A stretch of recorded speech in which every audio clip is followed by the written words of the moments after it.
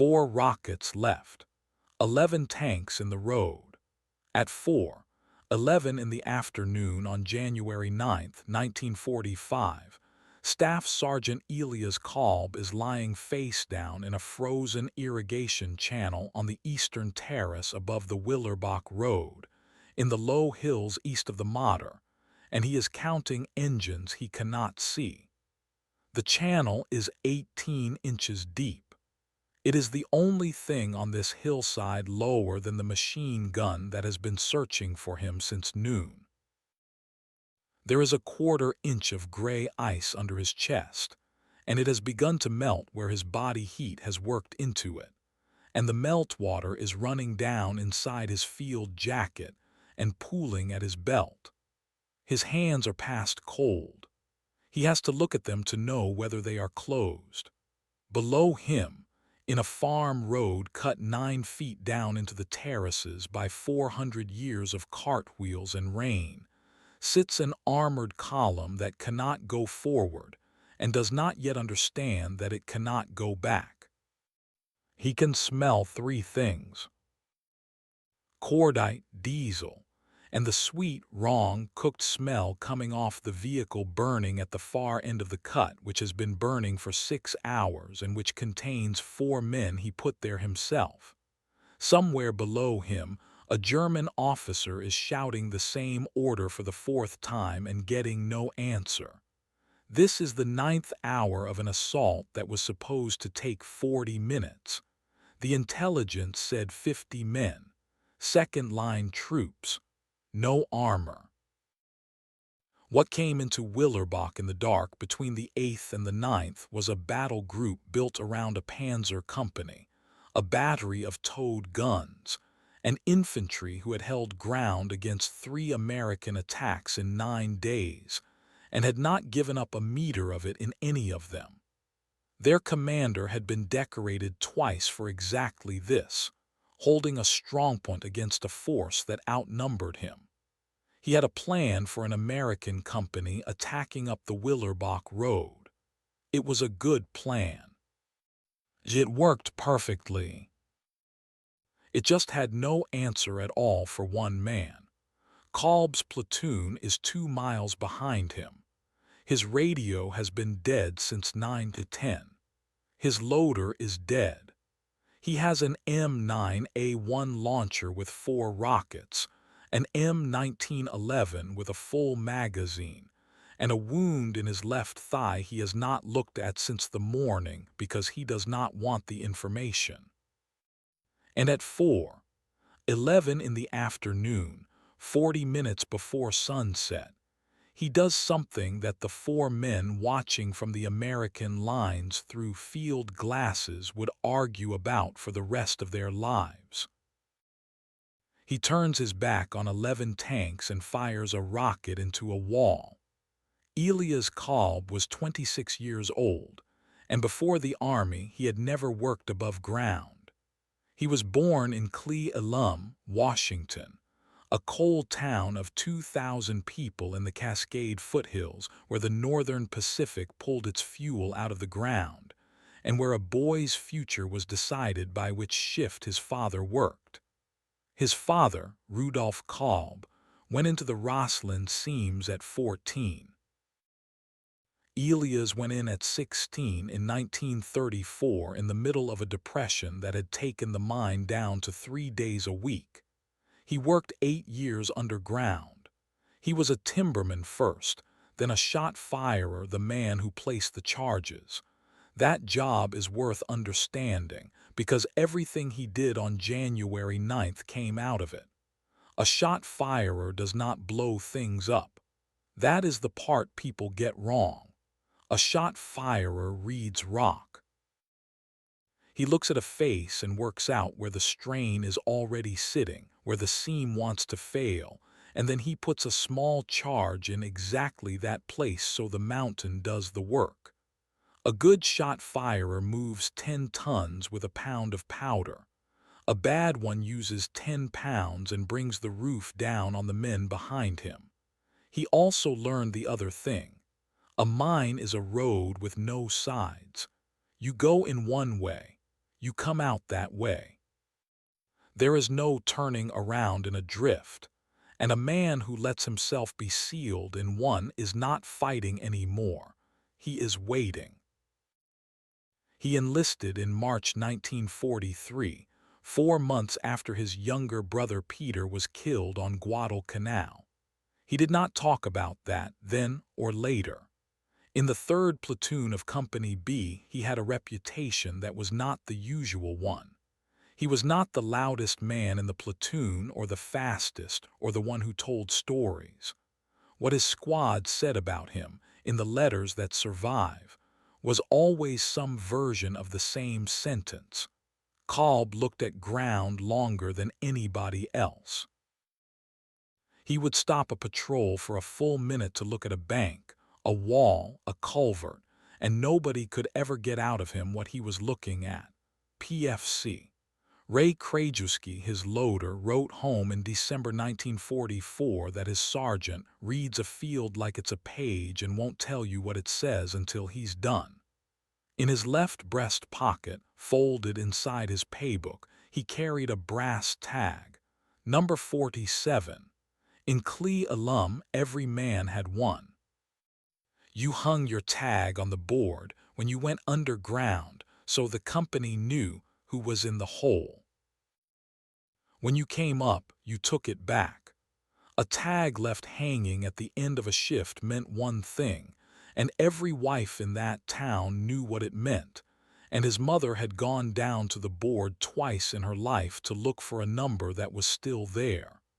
His father gave him tag 47 at the depot in Ellensburg and said 11 words to him. Hang it when you go in. Come back for it. 18 months later, that tag was in his pocket, in a frozen ditch in Alsace, 4,000 miles from the only road he had ever understood. The order came down to 2nd Battalion at 21:40 hours on January 8th. Willerbach was a village of 40 houses, a church, and a water mill, sitting where the Willerbach Road climbed out of the valley through a defile between 2 vineyard terraces. It was not important because of the houses. It was important because that road was the only surface in 11 kilometers that would take tracked vehicles up onto the ridge, and whoever held the ridge could see the Moder crossings. Regiment wanted it by 800. Company B would attack up the defile at first light with 2 platoons forward. Regimental S2 assessed the garrison at 50 to 60 men, described as second-line infantry of low quality, with 2 machine guns and no armor. The estimate came from an aerial photograph taken on the afternoon of the 7th, and a civilian report relayed on the 6th. Both were 36 hours old. What the photograph could not show was what the position had already done. Willerbach had been attacked 3 times since the 30th of December, twice by elements of a neighboring regiment, once by a French armored reconnaissance unit. All 3 attacks had gone up the defile. All 3 had been broken inside it. The wrecks of 2 American half-tracks were still in the road cut on the morning of the 9th, and the men of Company B climbed past them in the dark.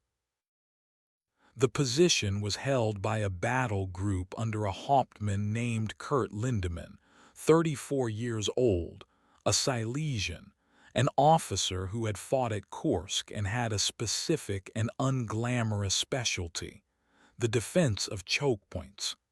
He had done nothing clever at Willerbach. He had simply understood the ground. He had sighted his machine guns to fire along the length of the cut rather than into it, put observation on both terrace crests, ranged his mortars on 4 points in the road, and instructed his men that no weapon would fire until the leading Americans reached the mill. He had held that position for 10 days and lost 9 men doing it. And during the night of the 8th, The position was reinforced. 14 armored vehicles came up the reverse slope in the dark with their exhausts muffled, Panzer IVs and assault guns of a panzer company that had been pulled out of the line near Hatton and pushed north, plus 3 half-tracks and a towed 75. They arrived at 3:30. They did not deploy onto the ridge. Lindemann put them nose to tail in the sunken road itself, hull down between 9-foot banks, engines cold, guns laid on the mouth of the defile. Company B stepped off at 7:05 in a wet snow with visibility under 200 yards. The plan hit reality at 7:22. The first burst did not come from the front. It came from the eastern terrace, above and behind the lead squad, from a machine gun that had been in that bank for 6 days under a lattice of cut vine canes. The second gun opened from the western crest 4 seconds later. The two of them together made the road cut a single closed box, and Company B was inside it. Cobb was 40 yards back with the Bazooka team when the mortars began landing on pre-registered points. Ray Krajewski was hit at 7:24 carrying the rocket bag. Sergeant Ott was hit at 7:26. DeSanto, Pike, Ellender. 5 men in the first 90 seconds, and the platoon leader, Lieutenant Halloran, went down at 7:31 with a fragment through the jaw and could not speak after that, which is the reason the company's account of the next hour has a hole in it. Then the armor started its engines, and the men in the cut heard what they had been told was not there. At 9:10, Captain Roger got a regimental order to disengage. A German counterattack had developed 4 kilometers west near Ritterschaffen, and 2nd Battalion was being pulled back to cover the Hart Road. Put it on the company net twice. Baker 3, disengage and withdraw to phase line green. Cobb, disengage. That is a direct order.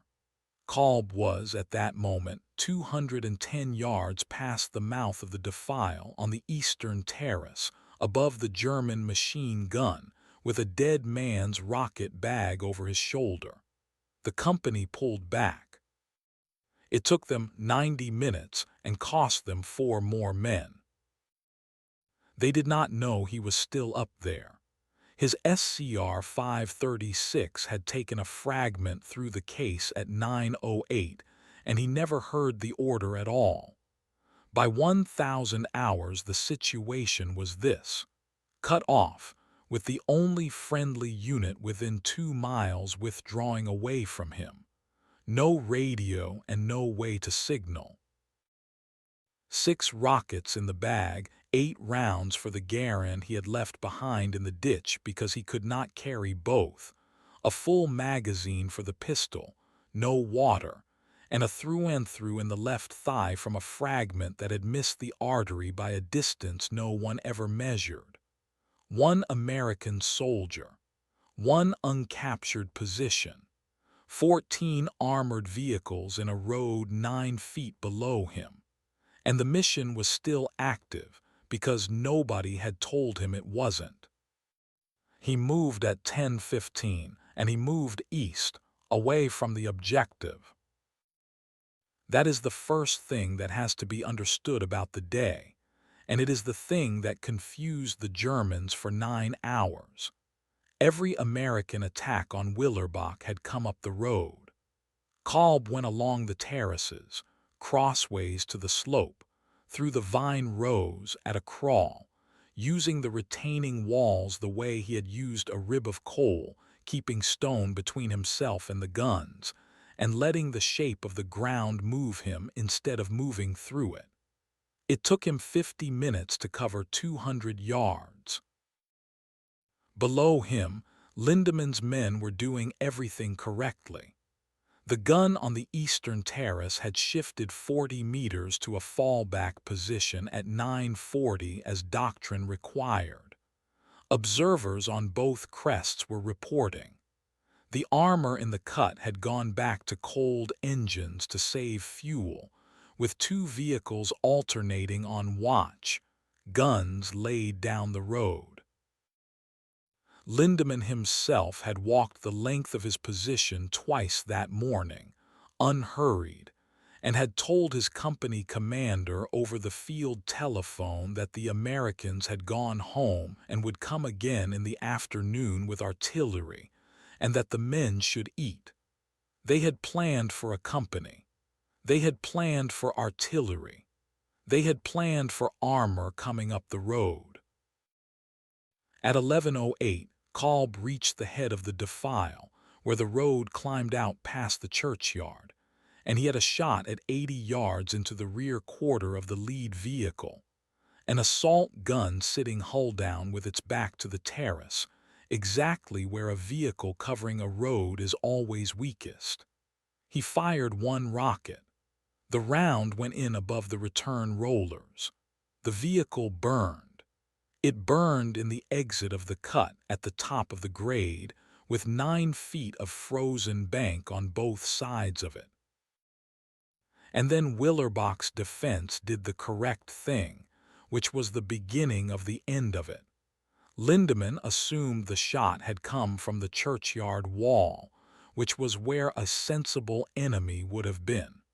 He ordered the eastern machine gun and 2 vehicles to sweep it. The gun opened up on the churchyard at 11:11. And at 11:12, from a camouflaged position in the terrace bank 40 meters to Cobb's right, a position dug on the 4th of January, unused in 3 previous attacks that no aerial photograph had ever seen, a second machine gun opened on him at a range of 130 feet. The first burst went over him because he was lower than the gun could depress. The second burst walked in. It hit the launcher tube, tore it out of his hands, and put 2 rounds through the rocket bag.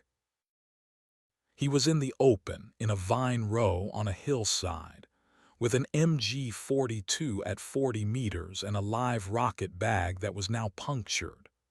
What he did took 4 seconds. He did not run and he did not return fire.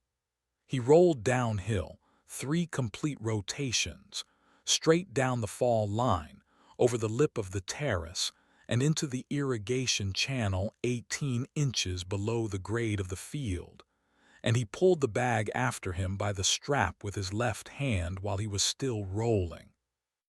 The gunner could not depress into the channel. He had built his position to fire across the terrace, not into the ditch beneath it. He put 400 rounds into the bank above Cobb's head over the next 90 seconds and cut every vine cane within 10 feet of him and did not touch him. 3 of the 6 rockets were destroyed. The launcher tube was holed, but the trigger group and the contacts were intact. And a shot firer is a man who spends his life deciding whether a damaged thing will still fire. He lay in that ditch for 2 hours and 11 minutes with a hole in his leg, listening. What he did after that made no tactical sense to anyone who saw it. It made perfect sense to a man who had spent 8 years underground. At 13:22, the snow thickened, and he began to move again.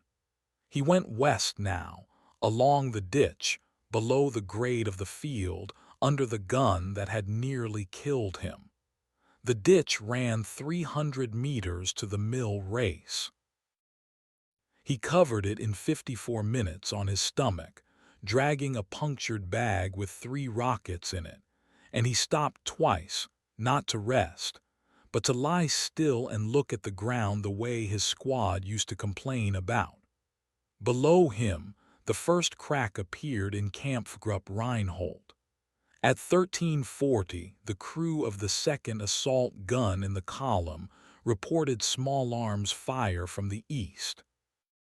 At 13:52, the observer on the western crest reported movement near the mill, which was on the opposite side of the road from where Cobb actually was. At 14:01, Lindemann, at his command post in the mill house cellar, asked his company commander a question that appears, in a slightly different form, in every account of that day. How many are out there? He had 4 separate reports and they described 4 different positions. He had a burning assault gun in the exit of his own defile, which meant something had gotten behind him. He had no artillery preparation, no supporting fire, no radio traffic, none of the noise that an attacking American company makes and cannot help making. He had a battle group of 240 men and 14 armored vehicles, and he could not tell his company commander whether he was facing a platoon or a battalion. He did the professional thing. He reinforced against an attack from the mill, which took 22 men away from the eastern terrace.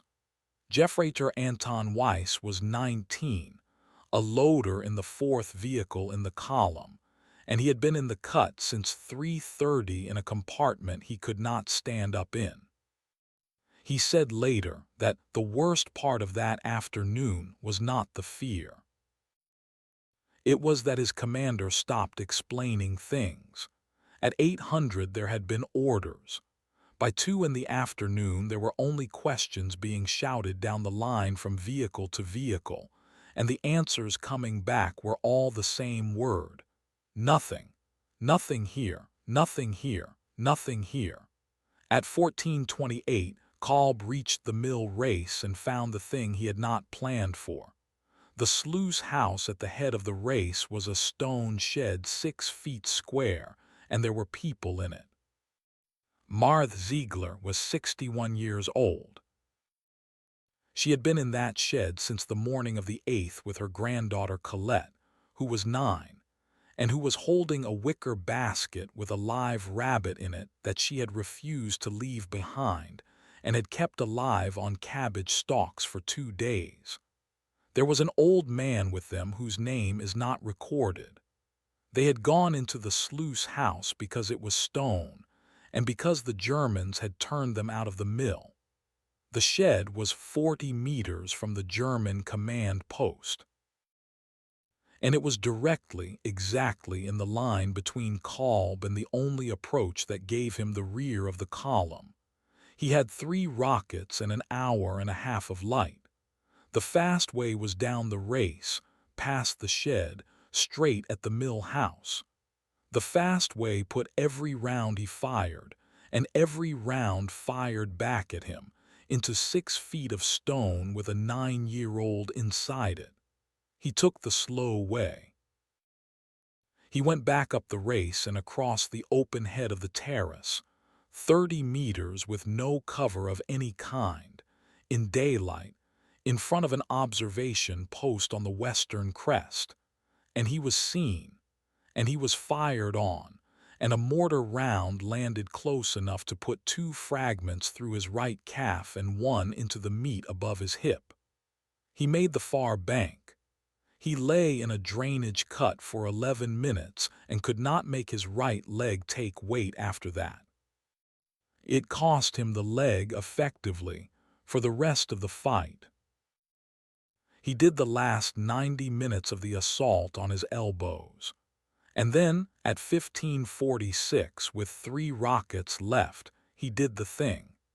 He came up on the eastern lip of the sunken road at the rear of the column, and there was a Panzer IV 60 yards in front of him with its engine deck open and 2 crewmen standing on it, flank exposed, the easiest shot he would get all day. He didn't take it. He turned 30 degrees to his left and put a rocket into the stone arch of the cart culvert where the sunken road passed under the old terrace wall at its lower end. The men watching from the American lines 2 miles away saw the flash and the dust and could not understand it. He had a tank in the open at 60 yards and he shot a wall. He did not fire again for 22 minutes. He lay on the lip of the road with his face in the snow and could not make himself move. Not would not, could not. There is a point where the body simply stops taking orders, and he reached it at 4 o'clock in the afternoon on the 9th of January in a vineyard in Alsace, 31 hours after his last sleep and 9 hours after his last water. He was bleeding from 3 places. He had eaten nothing since 400 the previous day. His hands had stopped working properly 2 hours earlier, and he had been loading the launcher by pressing the rocket against his chest. He talked in that 22 minutes. Men on the western crest heard a voice on the terrace and could not place the language. Krajewski, Ott, DeSanto, Pike, Ellender. He was reading the board. That is what a man from Clee alum does when the roof comes in. He says the numbers out loud in order so nobody gets left hanging. And somewhere in there the argument arrived, the one he had been holding off since 9 in the morning. The order had been given. Disengage. Went had said it twice. Every man in Company B was 2 miles away behind phase line green. Warm, alive, and correct. Nobody had asked Cobb to stay. Nobody would ever know if he crawled east for 2 hours and came out at the Hart Road and said the radio was dead, which was true. The same thing was 40 yards behind him and downhill. What stopped him was not the flag and it was not the mission. 40 meters away, on the other side of a stone shed, a 9-year-old girl was keeping a rabbit alive on cabbage stalks in the middle of a battle because she had decided that the rabbit was hers to keep alive. He got his hand into his breast pocket. The paybook was soaked through. The tag was not. Number 47. Hang it when you go in, come back for it. You do not leave a tag on the board, not yours, not anyone's. At 16:11 he rolled onto his side, cleared the launcher, and seated his last rocket. Below him, Kampfgruppe Reinhold was already coming apart, and the reason was the wall. Here is what the shot firer had done. A sunken road is adrift. It is a tunnel with the top taken off. It has 2 ends and no sides, and everything in it can only go 2 ways. At 11:08, he had put a burning assault gun in the upper exit, on a grade between 9-foot banks. A wreck no vehicle could push and none could pass. At 15:46, he had brought 200 tons of terrace wall and frozen earth down into the cart culvert at the lower end. The column was in a closed drift. 14 vehicles nose to tail in a 9-foot cut, in mud and ice, with no room to traverse a turret past the vehicle in front, no room to turn, and nowhere to reverse to. Their armor was irrelevant. Their guns were irrelevant. Their crews had to come out of the hatches to fight, and a man coming out of a hatch in a 9-foot cut is a man climbing a ladder into somebody else's field of fire. He hadn't been fighting the tanks all day. He'd been placing the charge. At 16:14, he fired his last rocket into the engine deck of the 3rd vehicle from the rear at 40 yards. At 16:16, he went down the bank into the road itself. There were 3 Panzerfausts on the wall of the cut, stacked where the infantry had left them at 3:30 and never touched. He used all 3. He moved, fired, dropped into the mud, moved 20 meters, 15, 10. 2 more vehicles burning at 16:22 and the cut filled with smoke, and the smoke did to Lindemann's men what 9 hours of not knowing had prepared them for. The organized defense of Willerbach ended in about 4 minutes. Not because the men were weak, they were not. They had broken 3 attacks in 9 days, and they had done everything their commander asked of them. It ended because a professional soldier's confidence is built out of information, and they had none. The crew of the 6th vehicle blew their own gun breech and went over the western bank on foot at 16:24. The eastern machine gun, the one that had nearly killed him at 11:12, was abandoned with 2 full belts beside it. Weiss said the last order he heard clearly was a man screaming at the smoke to identify itself, over and over, in a voice that had stopped being an officer's voice. Cobb reached the mill house cellar steps at 16:31 with an M1911 and 7 rounds. There were 9 men in that cellar. He took 9 prisoners, one of them Hauptmann Kurt Lindemann, who had held that position for 10 days and had, by every measure available to him, done nothing wrong.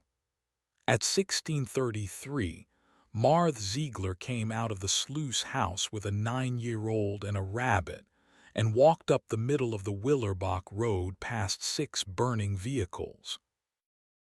At 16:38, a platoon of M10 tank destroyers of the divisional TD battalion came up the road behind Company B, who had been ordered forward again at 15:40, when regiment realized the German counterattack west of them had gone quiet. They found the defile blocked at both ends and the column standing in it. The last 4 vehicles were destroyed in 11 minutes. 14. 5 to the Bazooka and the Panzerfausts, 2 blown by their own crews, 3 abandoned and burned, 4 to the M10s. 14 wrecks in a 9-foot cut in the low hills east of the Mater. Sunset that day was 16:51, and then there was 1 sentence's worth of silence in Willerbach, and it lasted about as long as it takes to read this. What Company B found when they came up the cut was, in the words of Captain Went's after-action report, difficult to reconcile with a single man. They found a punctured M9A1 launcher lying in the mud with the tube holed through in 2 places. 3 expended Panzerfaust tubes. 18 expended .45 cases in and around the mill house cellar. A blood trail on the eastern terrace that ran, with stops, for slightly over 1,100 yards. They found Cobb sitting against the cellar wall. He had been trying for 4 minutes to get his left hand into his own breast pocket and could not manage the button. The prisoner interrogations began the following morning at division. The first thing the interrogators wanted was a number. It is always the first thing. And the answers they got back from the men of Kampfgruppe Reinhold were the reason the report was flagged and forwarded. Jeffrader Anton Weiss, 19, said between 40 and 60. He said it without hesitation. When he was told the truth, he did not argue and he did not accept it. He asked the interrogator to repeat it, and then he sat and did not speak for some time. And then he said that if that was true, then he did not understand what had happened to him, and he did not think he ever would. 2 other prisoners put the American strength at a company. One insisted there had been a second force on the western crest that never fired, because he could not otherwise explain why the fire had come from where it came from. What they described feeling, they described almost identically. Not the fear of being shot at. Men in that column had been shot at for 4 years. It was the fear of a thing that would not resolve into a shape, 9 hours of a threat that could not be counted, could not be located, would not attack and would not go away, and that took men out of the line one at a time from directions that were not possible. Weiss said that by the afternoon, the men in the cut had stopped asking where the Americans were and started asking what it was. And they had given it a name, somewhere in the last 2 hours, and it moved down the column vehicle to vehicle. Der Bergman, the miner. It was not a compliment about courage. It was a description, and it was precise, and it came from something specific they had watched him do. Weiss said the men in the cut understood what had actually happened to them at the moment the culvert came down, that the shooting had never been the point, that all day the American had been working around them, the way a man works around a seam, taking the ends and leaving the middle, and that when the wall came down, every one of them knew at once that they were not in a road anymore. They were in a hole with one man on top of it. Hauptmann Kurt Lindemann was asked, in a transcript taken on January 11th, whether he had anything to say regarding the loss of the position. He said that he had defended choke points for 2.5 years, and that in all that time every enemy he faced had tried to get through the defile. Then he said, "This one never tried to get through. He shut both doors and went to work. I was not defeated by an assault. I was buried." Marth Ziegler gave a statement in April 1945 to a civil affairs officer that runs to a page and a half in French. The part everyone quotes is 4 lines. She said she had watched from the sluice house door as an American crawled the long way around the head of the terrace in the open in front of the German guns, for no reason she could see, and that she had thought at the time that he was lost. She said she understood 2 days later that he had gone the long way because of the shed. She said, "He never came to the door. He never knocked.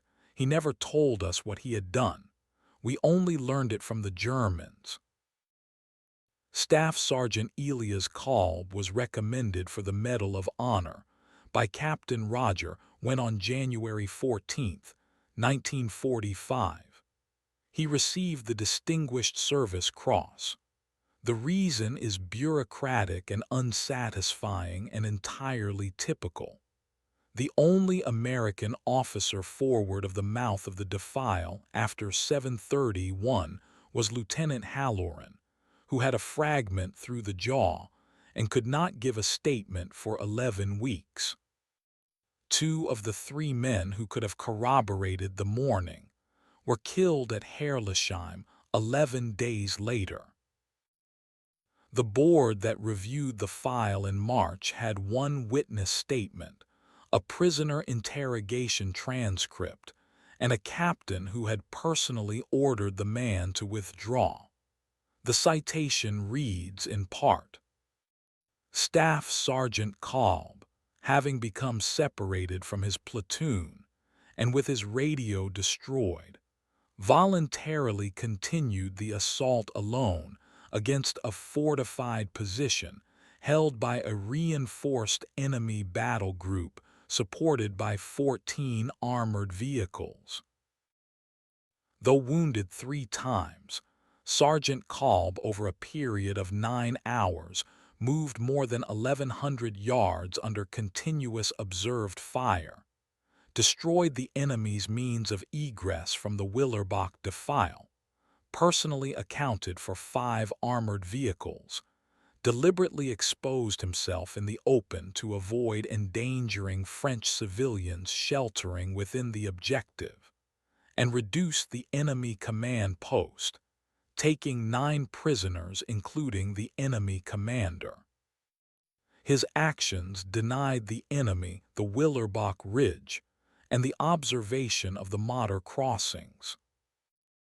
He never read it aloud to anyone. He came home in November 1945 and went back into the Rossland seams in February 1946 as a shot firer, and he worked underground for another 22 years. He married Helen Novick in 1947. 3 children. He was not a recluse, and he was not a drinker, and he was not haunted in any way his family could point to. He was simply a man who did not discuss it. His son Peter said that the only time he ever heard the word Willerbach in that house was in 1964, when a magazine ran a piece on the Alsace fighting, and his mother left it on the kitchen table, and his father read it standing up, put it back down, and went out to the shop. Elias Cobb died in Clee Alum in March 1988 of a heart attack, at 69. The obituary in the local paper ran to 4 column inches and said that he had served in Europe with the infantry and was a member of the Roslin Local for 40 years. He never knew what the Germans called him. The interrogation transcript sat in a record center in Virginia for 46 years, and a historian working on prisoner testimony from Nordwind pulled the Weiss file in 1991, 3 years too late. He was told the position was held by 52nd Line troops. It was held by 240 men and 14 armored vehicles. He was ordered to withdraw at 9 in the morning and never heard the order, and the man who gave it spent the rest of his life saying so. He walked into a machine gun position that no photograph had ever seen, and lived because he rolled downhill instead of running. He crossed 30 meters of open ground in daylight, in front of guns, and took 2 fragments in the leg for it, so that a stone shed with a 9-year-old girl in it would not be in anyone's line of fire.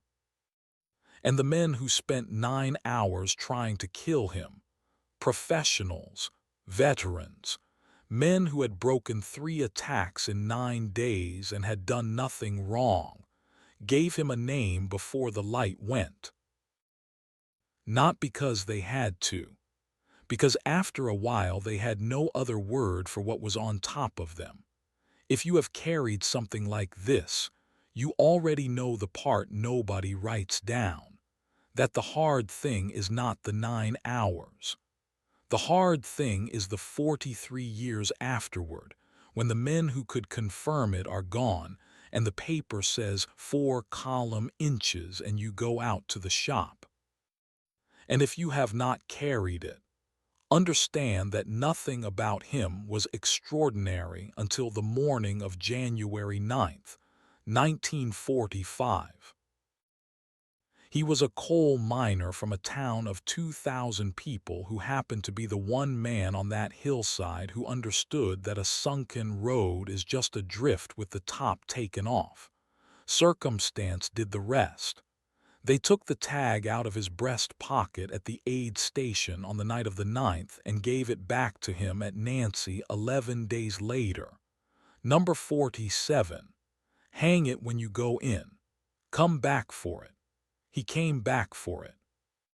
If this story moved you, share it with someone who needs to hear it today. Subscribe so you never miss these forgotten stories of extraordinary American courage. Who should we tell next? Drop their name in the comments.